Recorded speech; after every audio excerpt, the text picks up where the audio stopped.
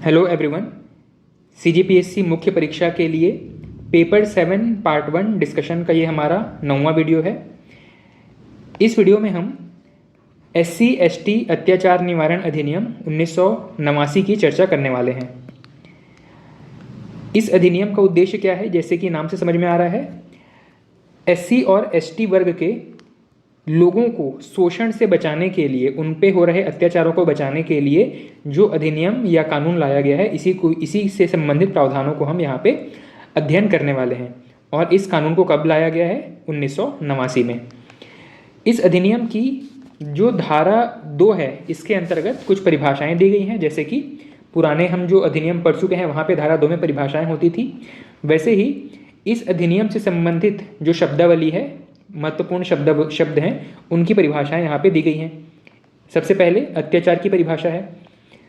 अत्याचार किसको कहेंगे? तो इसका डेफिनेशन ये है कि इस अधिनियम की धारा 3 के अधीन जो दंडनीय अपराध है, उन्हीं को हम अत्याचार की श्रेणी में रखते हैं। धारा 2 में अत्याचार की परिभाषा है और अत्याचार की परिभाषा में एक और नए धारा का उल्लेख है। तो धारा 3 में अगर हम देखें तो यहाँ पे बताया गया है कि कोई भी ऐसा अपराध जो कि जिसके लिए दंड का प्रावधान है, यहाँ पे उन सभी अपराधों को हम अत्याचार की श्रेणी में रखते हैं। ठीक, तो अत्याचार किसको कहेंगे भाई?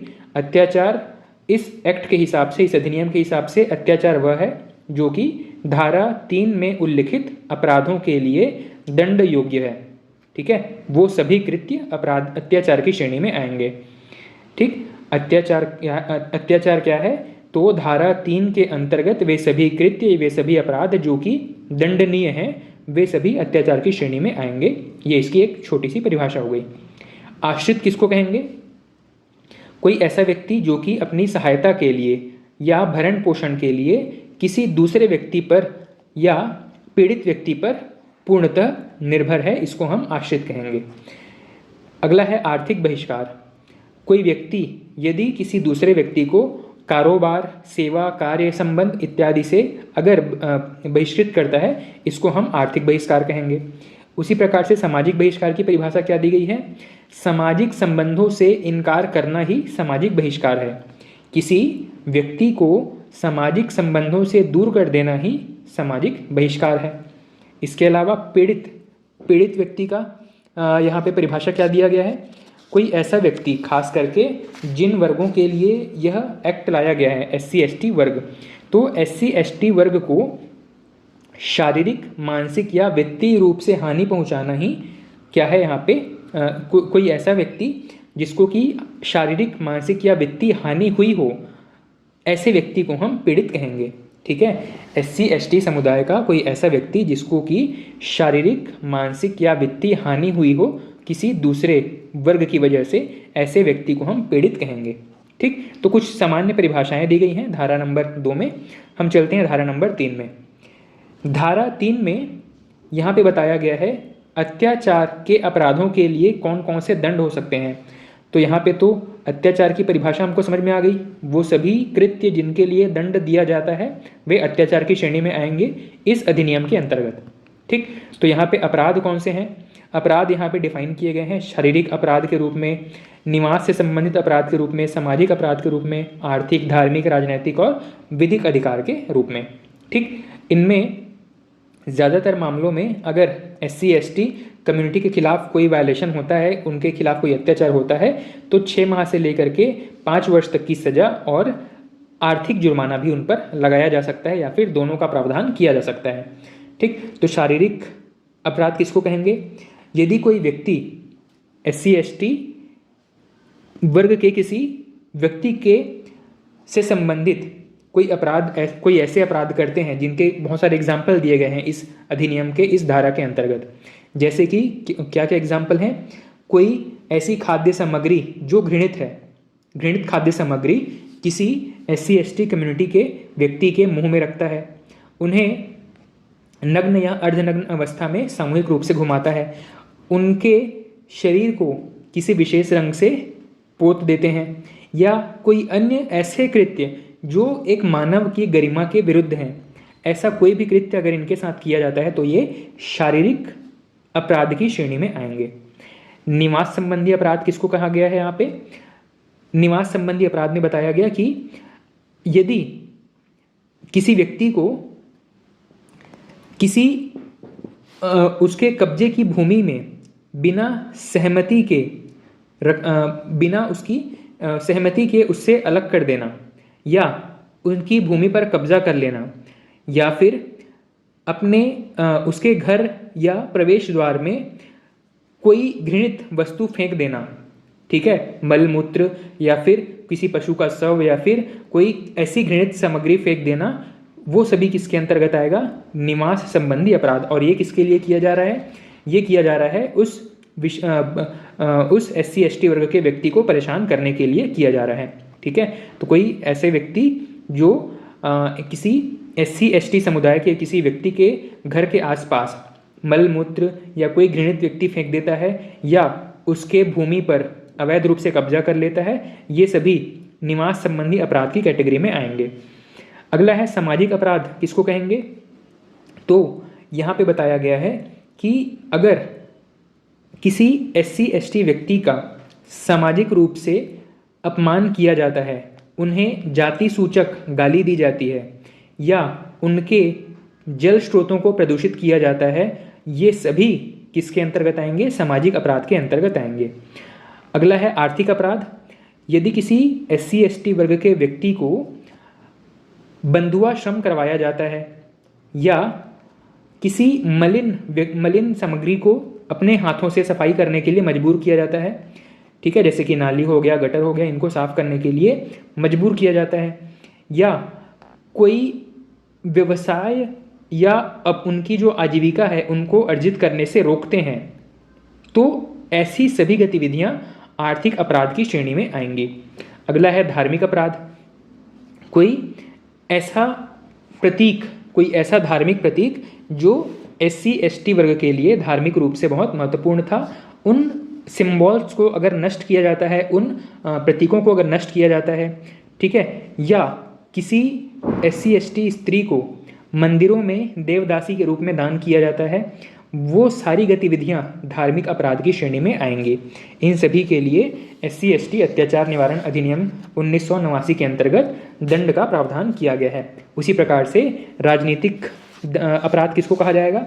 यदि कोई व्यक्ति SC ST कम्युनिटी का है, उसे मतदान करने से रोका जाता है, या फिर अगर वो चुनाव लड़ना चाहता है और उसे नामांकन दर्ज करने से प्रतिबंधित किया जाता है, उसे नामांकन दर्ज नहीं करने दिया जाता है, वो सारे कृत्य राजनीतिक अपराध की श्रेणी में आएंगे। और अगला है विधिक अपराध या कानूनी अपराध वे होंगे अगर किसी SC ST व्यक्ति के खिलाफ आप झूठी या मिथ्या रिपोर्ट दर्ज करते हैं, द्वेषपूर्ण ढंग से उन्हें परेशान करने के उद्देश्य से कोई वाद दायर करते हैं, कोई कानूनी कार्रवाई उनके ऊपर करते हैं, तो ये सारी गतिविधियां किसके अंतर्गत आएंगी? विधिक अपराध या कानूनी अपराध की श्रेणी में आएंगी। ऐसे सभी मामलों में जो पीड़ित व्यक्ति है, जो SC ST वर्ग का जो पीड़ित व्यक्ति है, अगर वो अपना रिपोर्ट दर्ज कराता है या पुलिस स्वतः संज्ञान के माध्यम से यह पाती है कि SC ST व्यक्ति के खिलाफ ये सारे अपराध हो रहे हैं, ऐसी कंडीशन में जो अपराधी है उन्हें 6 माह से लेकर के 5 वर्ष तक की सजा और आर्थिक जुर्माना, आर्थिक दंड उस पर लगाया जा सकता है। ठीक, ये सारी चीज़ें कहाँ दी गई हैं? धारा नंबर 3 में। अगला है धारा नंबर 4। धारा 4 में ये बताया गया है लोक सेवकों को दंड दिया जा सकता है। किस लिए? अगर वो SC ST वर्ग का सदस्य नहीं है और इस अधिनियम के अंतर्गत यदि वह जानबूझकर SC ST वर्ग की उपेक्षा करता है, जानबूझ करके अपने कर्तव्यों का पालन नहीं करता है, ठीक है, SC ST वर्ग को परेशान करने के उद्देश्य से, ऐसे कंडीशन में किसी लोक सेवक को 6 माह से लेकर के 1 वर्ष तक का जेल हो सकता है इस अधिनियम के अंतर्गत। साथ ही किसी लोक सेवक के कर्तव्य भी निर्धारित किए गए हैं। अगर यहाँ पे उनके जो कर्तव्य हैं धारा 4 सब क्लॉज 2 में बताए गए हैं। यदि कोई पुलिस थाने के प्रभारी अधिकारी द्वारा सूचना प्राप्ति के बाद हस्ताक्षर लेने से पहले मौखिक रूप से सूचना की गई है कि ऐसा कोई अपराध हो रहा है या होने वाला है, या उनको लिखित में ऐसी शिकायत मिली है कि ऐसा कोई अपराध हुआ है, तो तुरंत कार्रवाई करना उनका कर्तव्य है। ठीक, ऐसी शिकायत प्राप्त होने पर सबसे पहले इन्हें एक फर्स्ट इन्वेस्टिगेशन रिपोर्ट अपनी तैयार करनी होगी। साथ ही एफआईआर की एक कॉपी सूचनाकर्ता को तुरंत प्रदान किया जाएगा। साथ ही जो पीड़ित हैं और जो गवाही देने वाले हैं, साक्षी हैं, उनकी गवाही को नोट किया जाएगा। ठीक है, ये सारे प्रावधान, ये सारे जो कर्तव्य हैं वो लोक सेवक के कर्तव्य होंगे। यह आपके धारा 4 सब क्लॉज 2 में वर्णित हैं। ठीक, इसके अलावा भी बहुत सारे कर्तव्य यहाँ पे बताए गए हैं किसी लोक सेवक को। यहाँ पे लोक सेवक कहने का मतलब है जो जनरली यहाँ पे पुलिस की बात हो रही है। यदि कोई ऐसा व्यक्ति जिसने ऐसा कोई क्राइम किया है, ठीक है, SC ST वर्ग के खिलाफ कोई ऐसे कृत्य किए हैं जो कि दंडनीय हैं, और इस कृत्य की सूचना पुलिस को मिलती है, तो उस कंडीशन में उनके क्या क्या कर्तव्य होंगे, उन्हीं सारे कर्तव्यों को यहाँ पर डिफाइन किया गया है। ठीक, क्या क्या बताया गया है।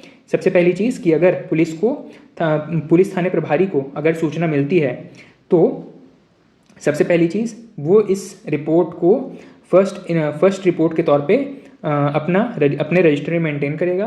साथ ही एफआईआर की एक कॉपी जो सूचना करता होगा, जो सूचना देने के लिए वहाँ पे आया रहा होगा, उसको एक कॉपी यहाँ पे दी जाएगी। साथ ही जो पीड़ित हैं या जो गवाही देने के लिए वहाँ पे शामिल हैं, उन सभी की गवाही नोट की जाएगी। साथ ही इसके बाद में इसे विशेष न्यायालय को यह फाइल ट्रांसफ़र कर दी जाएगी, और जो उनको निर्देश दिया जाएगा उसके हिसाब से कार्रवाई को आगे बढ़ाया जाएगा। ठीक है, ये सारे उनके कर्तव्य हैं। अगला है धारा नंबर 15A। धारा नंबर 15A में बताया गया है कि कोई व्यक्ति जो पीड़ित है या जो साक्षी है, साक्षी मतलब जो किसी क्राइम को होते हुए वहाँ पे देख रहा था, तो पीड़ित या साक्षी व्यक्ति के अधिकार क्या हैं यहाँ पे।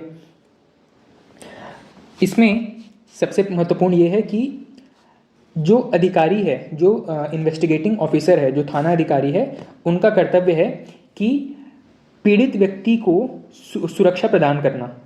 ठीक है, जो पीड़ित व्यक्ति है उसको उत्पीड़न या हिंसा के अगर धमकी प्राप्त हो रहे हैं अपना केस वापस लेने के लिए, तो सबसे पहले उनको सुरक्षा प्रदान किया जाएगा। SC ST वर्ग के उस व्यक्ति को, उस पीड़ित व्यक्ति को सुरक्षा प्रदान करना, ये किसमें बताया गया है, धारा नंबर 15A में। साथ ही जो शिकायत लिखा जाएगा उसकी एक कॉपी, जो शिकायत फर्स्ट रिपोर्ट लिखी जाएगी, और साथ ही जो FIR की एक कॉपी साक्ष्य के तौर पे जो शिकायत करता है उनको तुरंत निःशुल्क प्रोवाइड किया जाएगा। अब जो भी कार्रवाई की जा रही है उन सभी की वीडियोग्राफी या उनके अभिलेख सुरक्षित रखे जाएंगे। साथ ही जो पीड़ित व्यक्ति है उन्हें पुलिस से सहायता लेने का भी अधिकार होगा। पुलिस से सहायता ले सकते हैं, या किसी सामाजिक कार्यकर्ता से सहायता ले सकते हैं, या किसी NGO से सहायता ले सकते हैं। तो पीड़ित व्यक्ति को अपने हिसाब से सहायता लेने का अधिकार होगा। ठीक है, किसी अधिवक्ता से सहायता ले सकते हैं, अपने हिसाब से वो किसी भी तरीके की सहायता प्राप्त करने के लिए स्वतंत्र हैं। ठीक, अगला है पीड़ित व्यक्तियों का संरक्षण। अगर SC ST वर्ग के किसी व्यक्ति को अपना केस वापस लेने के लिए धमकी प्राप्त हो रही है, तो उन्हें संरक्षण प्रदान करना सरकार की जिम्मेदारी है, पुलिस की जिम्मेदारी है। साथ ही सम्मान और गरिमापूर्ण व्यवहार, पीड़ित व्यक्ति को पुलिस के द्वारा सम्मानजनक तरीके से ट्रीट किया जाएगा। ठीक है, उन्हें डराया धमकाया नहीं जाएगा। ये सारे प्रावधान धारा नंबर 15A में वर्णित हैं। इसके अलावा सूचना का अधिकार, जो पीड़ित व्यक्ति है उन्हें अपने केस का स्टेटस जानने का अधिकार होगा। उसमें क्या कार्रवाई की गई है या कितनी कार्रवाई उसमें पेंडिंग है, कब तक उसका फैसला आ जाएगा, ये सारी चीज़ें जानने का अधिकार होगा किसी भी व्यक्ति को। ठीक है, अगला है सुने जाने का अधिकार। अगर जो पीड़ित व्यक्ति है अपना फरियाद लेकर के किसी थाने में जाता है तो उन्हें सुने जाने से मना नहीं किया जाएगा। मतलब जो ऑफिसर या जो अधिकारी वहाँ पे बैठे होंगे वो उनकी बातों को सुनेंगे और उनकी शिकायत दर्ज करेंगे, ये बाध्यता है। ठीक है, उनको बिना उनकी फरियाद लिखे या बिना उनकी फरियाद सुने उन्हें वापस नहीं भेजा जाएगा। मतलब उन्हें सुने जाने का भी अधिकार है। SC ST व्यक्ति को जो कि पीड़ित है उसे सुने जाने का अधिकार प्राप्त है कानून के द्वारा, धारा नंबर 15A के अंतर्गत। ऐसे बहुत सारे प्रावधान इसके अंतर्गत किए गए हैं। ये कुछ प्रावधान जो हम एग्जाम्स में लिख सकते हैं।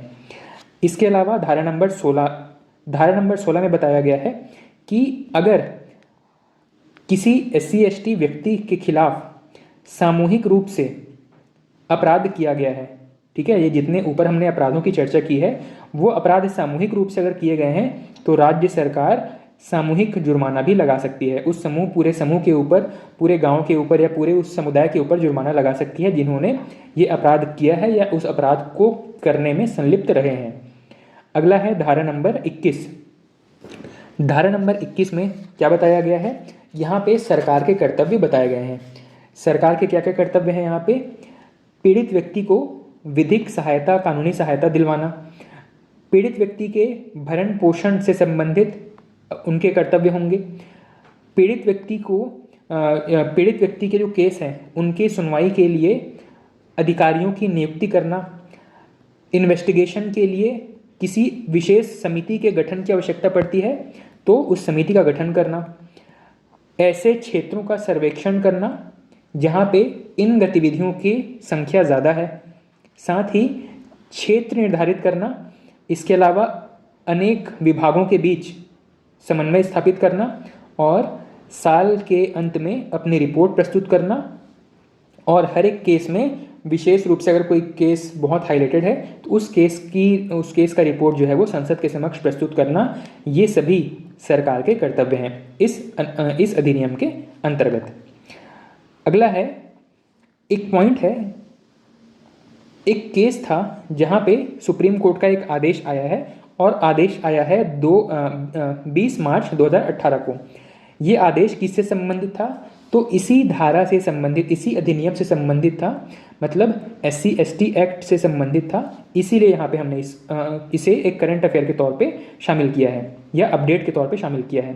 तो सर्वोच्च न्यायालय का एक लेटेस्ट आदेश है, 20 मार्च 2018 को ये आया था। इसमें बताया गया है कि जो अधिकारी है वो DSP या समकक्ष स्तर का अधिकारी होगा जो 7 दिन के अंदर जांच करेगा और SSP के आदेश के बाद ही इन मामलों में गिरफ्तारी की जाएगी। ठीक है, अब इस मामले को लेकर के बड़ा हो हल्ला हुआ था। देखो, असल में जो SC ST एक्ट है इसे कमज़ोर करने के लिए एक प्रयास किया गया और प्रयास ये था कि अब पुलिस थाने में जो इंस्पेक्टर होंगे वो इन केसेस पे इन्वेस्टिगेशन नहीं कर पाएंगे, बल्कि जो DSP या उसके समकक्ष स्तर के जो अधिकारी होंगे वही 7 दिन के अंदर जांच करेंगे और SSP के आदेश के बाद ही किसी व्यक्ति की गिरफ्तारी हो सकती है, जो अपराधी है उनकी गिरफ्तारी हो सकती है। ये जो अपडेट था या ये जो नया कानून आया था, संशोधित कानून था, ये SC ST एक्ट को कमज़ोर करने वाला कानून था। इसीलिए सर्वोच्च न्यायालय ने इस संशोधन को समाप्त करते हुए और इसमें कुछ नए बदलाव करने की सिफारिश की थी, जैसे कि FIR के लिए प्रारंभिक जांच आवश्यक नहीं है, मतलब FIR जो है वो पीड़ित व्यक्ति तुरंत दर्ज करवा सकते हैं। उसके बाद में जो जांच अधिकारी है, इसे जांच अधिकारी को अगर गिरफ्तारी करनी है, किसी अपराधी की अगर गिरफ्तारी करनी है इस अधिनियम के अंतर्गत, तो किसी तरीके के अनुमोदन की आवश्यकता नहीं होगी। यहाँ पे हमने देखा ना कि DSP को SSP के आदेश की ज़रूरत पड़ेगी तभी वो गिरफ्तारी कर पाएगा, लेकिन यहाँ उसमें संशोधन किया गया बाद में और ये कहा गया कि जो जांच अधिकारी है उसे अगर अपराधी को गिरफ्तार करना है तो उसे किसी अनुमोदन की आवश्यकता नहीं होगी। एफआईआर लॉन्च करेगा, उसके बाद गिरफ्तार किया जा सकता है। गिरफ्तार करने के बाद पूरी प्रक्रिया होगी जांच की, और जांच में अगर वो व्यक्ति दोषी नहीं पाया गया तब उसको छोड़ा जा सकता है। इस प्रकार से SC/ST एक्ट में हमने इतनी महत्वपूर्ण चीज़ों की चर्चा की है। ठीक है, तो आज के इस वीडियो में इतना ही। Thank you.